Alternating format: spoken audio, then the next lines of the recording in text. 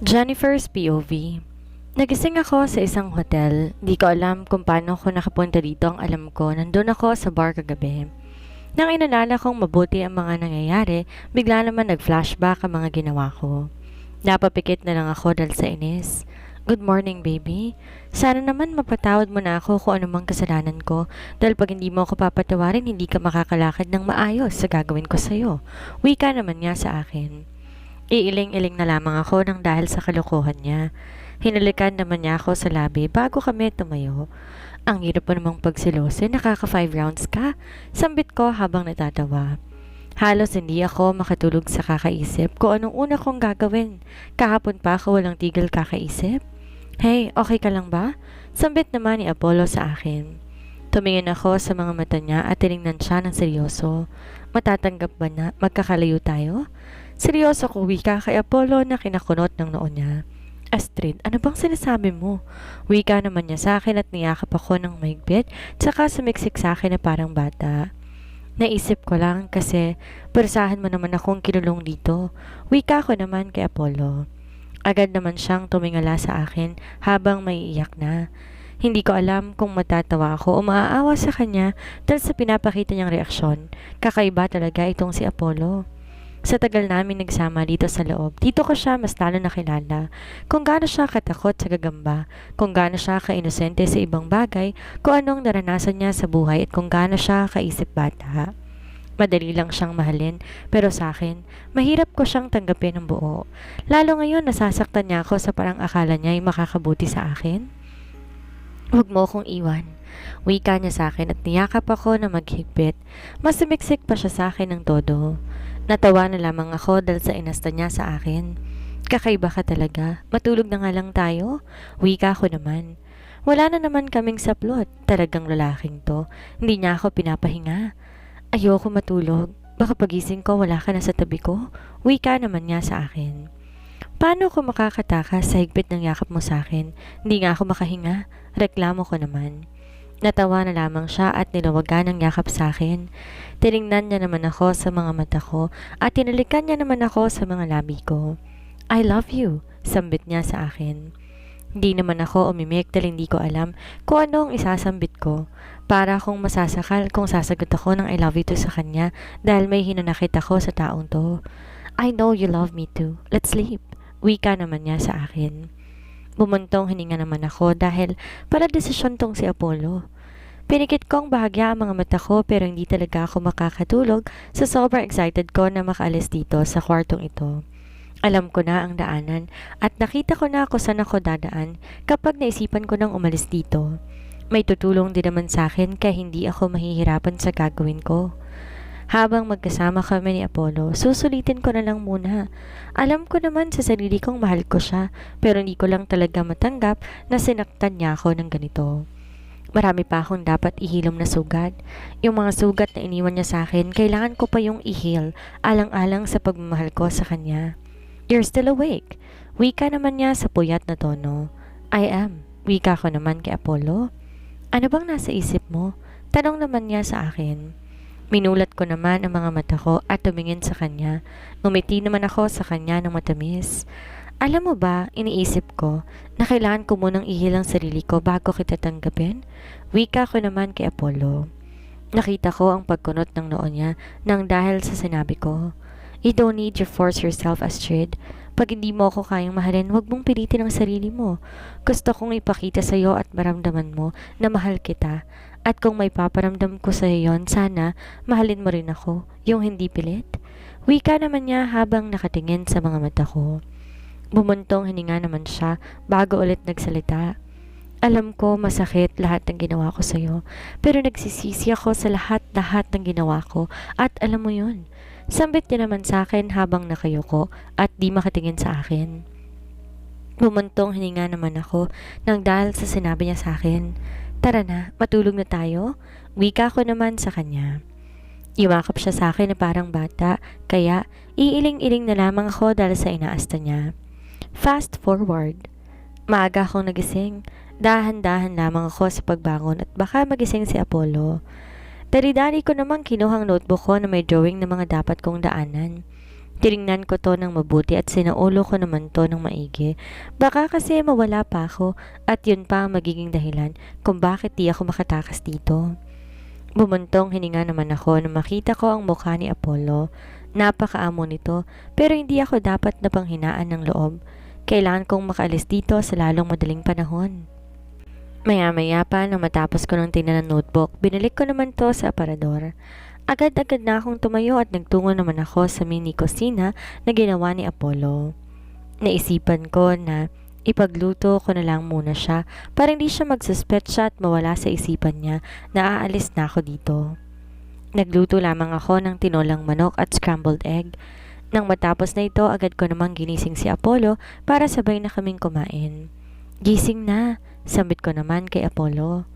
Dahan-dahan siyang nagmulat ng mata at nang makita niya ako, agad naman siyang ngumiti sa akin. Akala ko umalis ka, wika naman niya sa akin. I'm here. Nakita mo naman ako, diba? You don't need to worry. Wika ko naman kay Apollo habang nakangiti ng matamis sa kanya.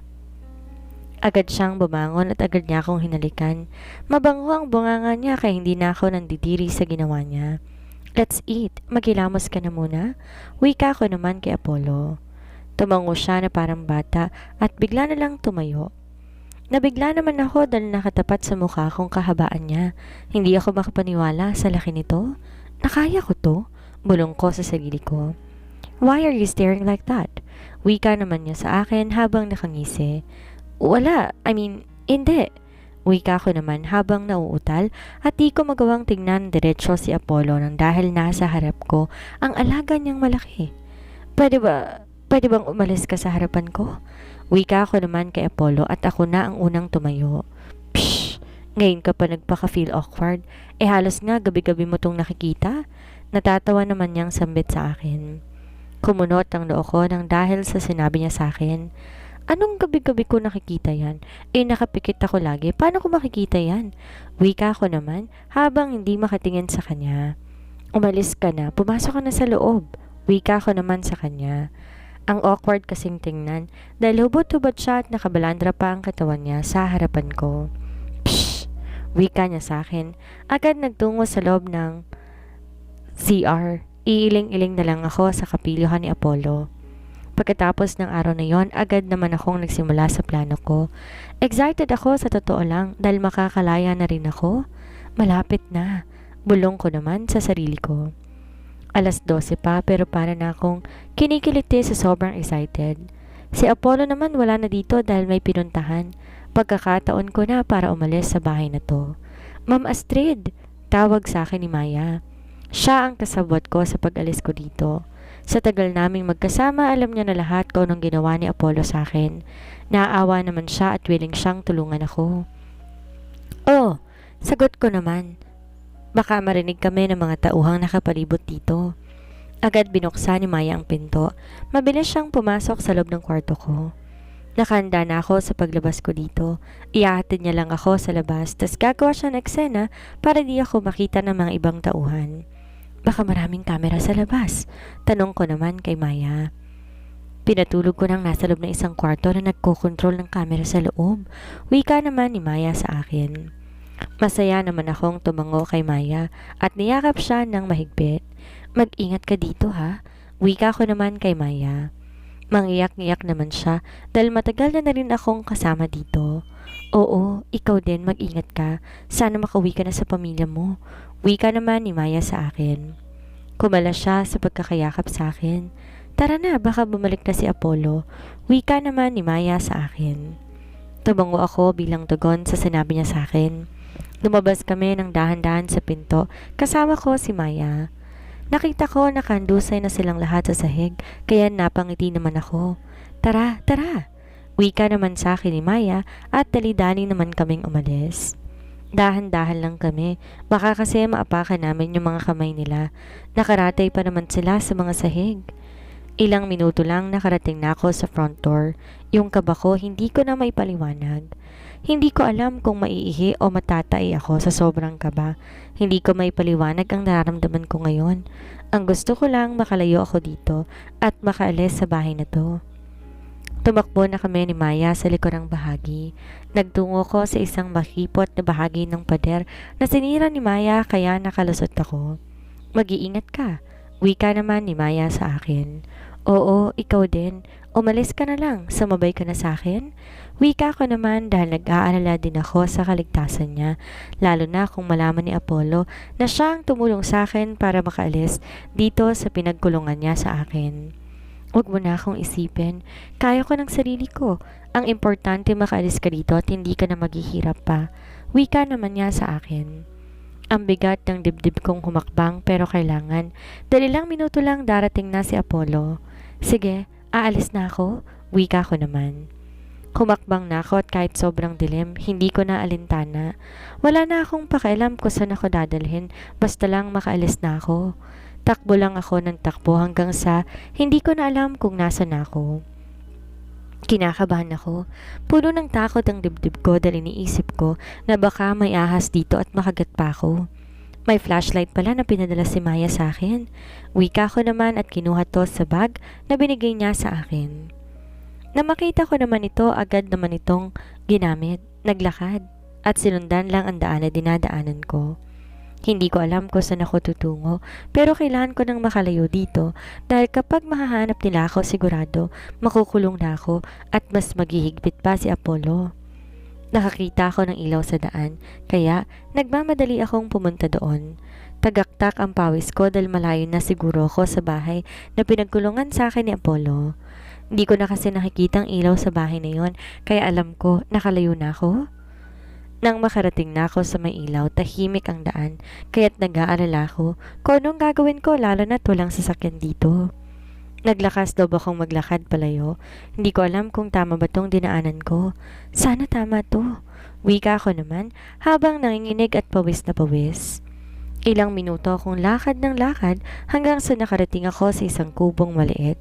Nag-iisang bahay lamang siya at may kandilang nakasindi. Salamat naman at may tao dito. Sambit ko at agad-agad na nagtungo doon. Kumatok ako. Tao po? Tao po? Sambit ko naman. Sino yan? Dinig kong wika na isang matanda. Lola, ako na po. Dinig ko namang wika na isang bata. Huwag mo munang buksan, baka masamang tao yan. Wika naman ng matanda. Hindi po ako masamang tao. Kailangan ko lang po ng tulong nyo. May humahabol po sa akin. Sambit ko naman sa nanginginig at maiiyak na boses. Nawalan na ako ng pag-asa na makauwi sa amin, lalo na't di ko alam kung saan ako dinala ni Apollo. Sige, buksan mo na yan, Wendy. Wika naman ng matanda. Dinig ko naman ang yapak ng bata habang papalapit sa pinto.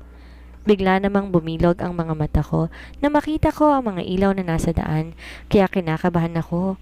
Mukha kasing nalaman na ni Apollo na tumakas ako. Ate, pumasok na po kayo.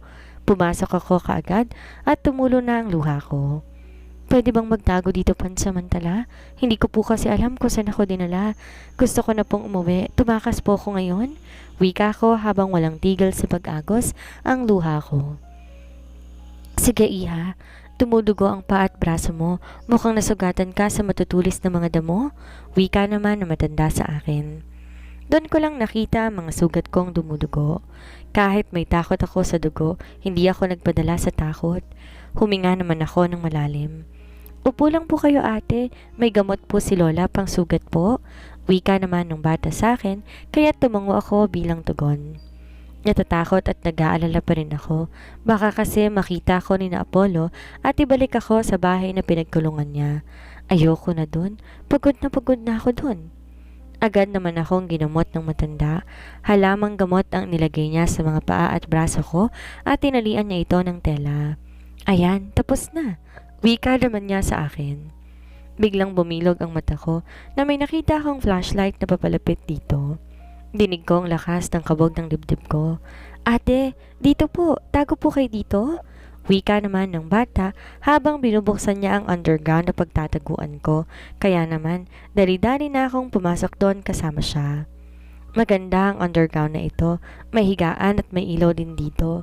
Solar sigurong ilaw dito. Malawak siya at marinis. Kwarto po namin to. Maganda po kasing matulog dito maginaw. Wika naman niya sa akin. Tumango ako bilang tugon sa sinabi niya sa akin. Ate, Bakit po may humahabol sa inyo? May kasalanan po ba kayo sa kanila? Tanong naman niya sa akin.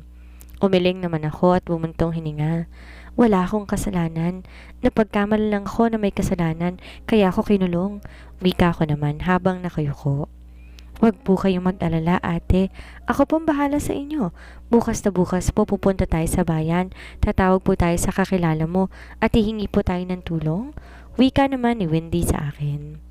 Tumulo ang luha ko sa saya dahil sa wakas makakaalis na talaga ako. Niyakap ko naman agad si Wendy. Salamat, Wendy. Astrid ang pangalan ko. Wika ko naman. Umiti naman siya sa akin. Maya-maya, bigla namang bumaba si Lola. Iha, wala na sila. Wika naman niya sa akin. Si Sir Apollo palang pinagtataguan mo, Iha. Wika naman niya sa akin. Tumango ako bilang tugon. Natatakot ako na baka isumbong niya ako kay Apollo. Ano bang ginawa mo? Baka may kasalanan ka. Mabait naman si Apollo ha. Kilala ko ang batang yan dahil apo yan ng amo ko. Wika naman niya sa akin. Ako si Lola Mila. Matagal na ako nakatira dito. Ngayon ko lang narinig na may sinaktan at kinulong si Apollo dyan sa bahay ng lola niya. Wika naman niya habang nagtataka. Kasi po, pinaghihinalaan niya po akong kasabwat sa babaeng nagngangalang Finn. Nagtatrabaho po ako sa kanila bilang katulong. Wala po akong ginagawang masama nang bigla na lang po akong kinulong. Wika ko habang nakayuko at pumatak ulit ang luha ko. Narinig ko ang pagbuntong hininga ng matanda. Huwag ka nang umiyak, ligtas ka na. Tutulungan ka naming makaalis bukas na bukas. Maaga tayong aalis para di ka makita ni Apollo. Wika naman niya sa akin. Tumango ako habang wala pa ring tigil ang pag-agos ng luha ko. Salamat po, Lola. Wika ko naman. Magpahinga ka na at kailangan mo ng lakas. Wika naman niya sa akin. Humiga na ako sa higaan nila. Kawayan to kaya masakit sa likod pero ininda ko. Pinikit ko na lang ang mga mata ko, hoping na makakatulog ako. Hays, ang daming nangyari sa araw na to.